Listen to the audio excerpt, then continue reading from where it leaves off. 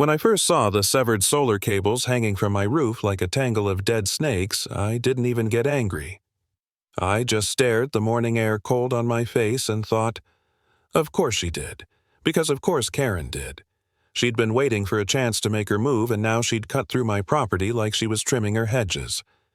Only this time, she wasn't clipping roses, she was committing felony vandalism.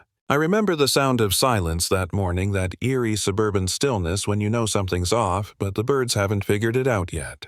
My panels were approved, permitted, inspected, everything by the book. But to Karen, the HOA's self-appointed guardian of neighborhood harmony logic, didn't matter.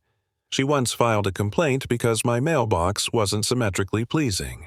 So yeah, cutting live electrical cables, that was right up her alley. I called the police because that's what reasonable people do. Officer Merrill showed up, sighed like his day had just gotten longer, and asked, "You got enemies?" "Just one," I said. He wrote "neighbor dispute" in his notepad, understatement of the year, but then I showed him my ring footage. There she was, wide-brimmed hat, sunglasses, that smug smirk like she was defending civilization itself. Merrill chuckled. "Well, that'll do it," he said. He promised they'd handle it, which I knew meant nothing would happen unless I pushed. HOA land works like that bureaucracy. First justice, never. That night, Karen stood across the street pretending to water her flowers, glancing at me every few seconds like a cat making sure the mouse saw her. She didn't say a word, just smiled.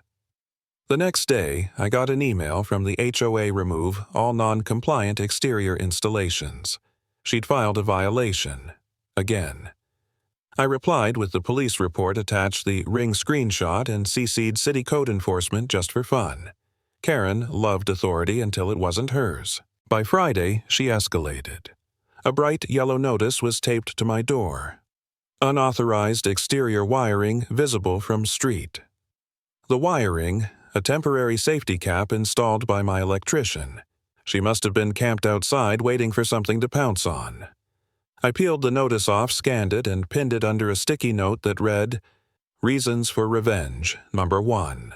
At the HOA meeting that week, she walked in like she owned the building, store-bought cookies, clipboard, blazer.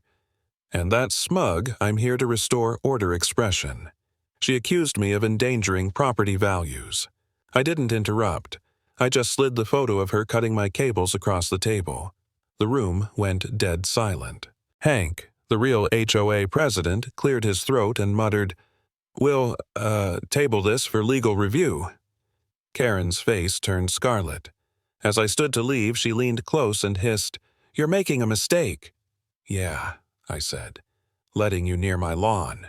By midnight, she'd sent 6 new complaints: noise, trash lights, unregistered vehicle, my vintage pickup. I didn't answer a single one. I just labeled the folder, Karen's Manifesto. But the next morning, my sprinkler system went berserk, shooting water in wild arcs, flooding my garden. I checked the controller. She'd tampered with it. That's when I realized it wasn't about HOA rules anymore. She wanted a war. And the thing is, I don't lose wars. So I spent the weekend studying low-voltage isolators and relay circuits. I wasn't trying to hurt anyone, just teach a lesson. A small, harmless shock, something poetic. I installed the safety relay along the shared maintenance line, the very one she'd illegally tapped years ago. Sunday night thunder rolled in the distance. Felt right. I set the system to standby, went to bed, and waited. At 6:14 a.m., my phone buzzed. Ring alert. Karen in her robe turned on her sprinklers, then one perfect yelp. A startled jump. Water sprayed everywhere, glittering in the sunrise like a baptism of karma. I shouldn't have laughed, but I did. By noon, she was demanding an HOA investigation into electrical aggression. Hank asked her to calm down. She didn't. That evening, she stormed into my yard, pointing a manicured finger. "You tampered with my property." I sipped my coffee. "You mean the property you wired illegally?" "Yeah, I fixed that." She glared, trembling with righteous fury. "You'll regret this." "Already do," I said. The police came again. Same officer.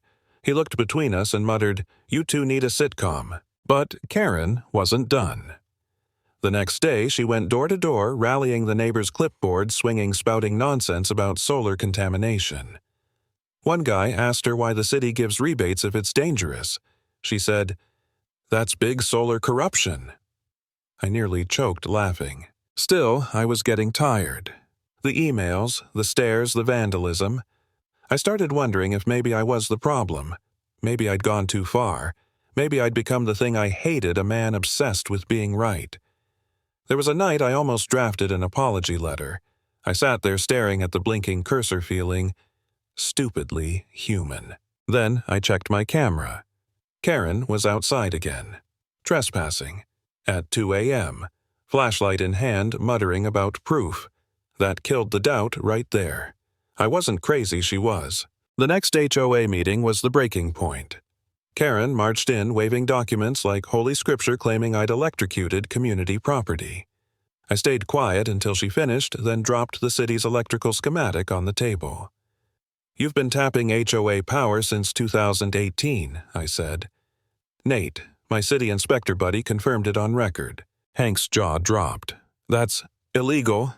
Karen's face went pale. "He's lying." "No, Karen," I said. "You're just not grounded." The vote was unanimous. The board fined her, suspended her position, and ordered her system dismantled. Karen stormed out, shouting something about electromagnetic warfare. Nobody followed her. For a while, things got quiet. She stopped emailing, stopped glaring. The street felt peaceful again. I thought it was over. Until my truck got keyed. Deep, deliberate down the whole driver's side. The cameras missed it. No proof. Just a scar to remind me who I was dealing with. That's when I decided to end it for good. Not with wires or shocks, just truth. At the next HOA hearing, I brought everything. The video of her cutting my cables, the police reports Nate's inspection showing her illegal setup.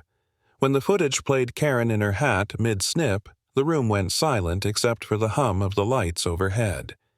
Hank exhaled slowly. "Ms. Thompson," he said, "this is serious." She looked around, desperate for allies, but everyone stared at the floor. "You set me up," she whispered. "No," I said. "You set yourself up. I just turned on the power." She slammed the door on her way out, and the sound echoed like the final snap of a live wire. That was it.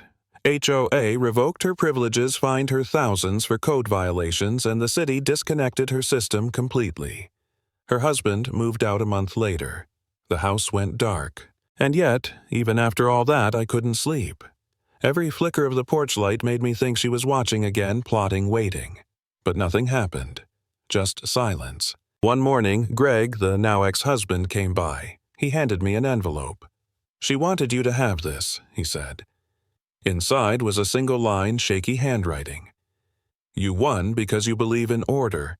I believed in control." I don't know why, but that hit harder than any of her tantrums. Weeks later, the HOA hired electricians to inspect every property. They found Karen's hidden mess, spliced lines, buried copper rods, junction boxes fused to the soil. One inspector said, "It's a miracle nobody died." They tore it all out, sealed the trench, and restored clean current. For the first time in months, my panels ran perfectly steady, no surges, no interruptions. Just peace.